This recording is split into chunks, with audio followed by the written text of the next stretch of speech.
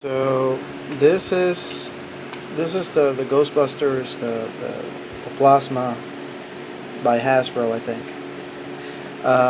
The only Ghostbuster that comes with the Proton stream that you can attach to the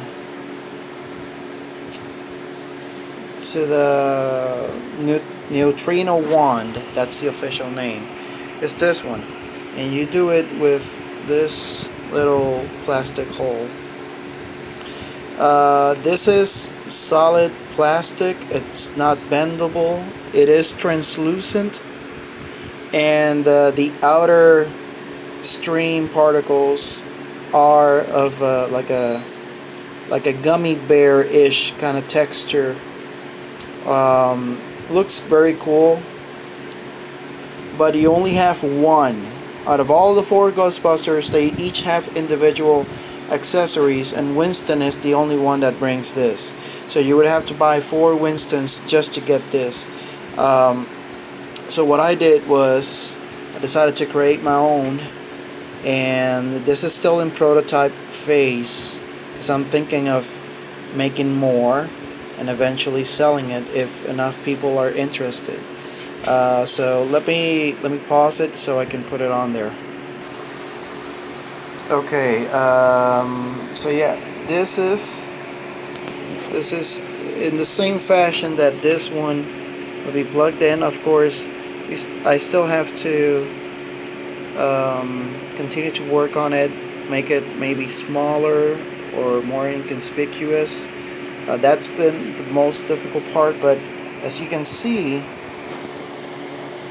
even though it's not as colorful, it looks a little bit more realistic, more movie accurate, and fortunately it's also bendable. You can put it straight on. Let me see if I can do this with one hand. Just straight on. Let me straighten this out. You can make it like that, or you can, it's not infinite flexibility, but you see, you can change its trajectory, especially if you're doing a diorama scene where you're trying to put them like they're about to capture the ghost and it's going into the ghost trap. So let me know if you guys have any sort of interest in this.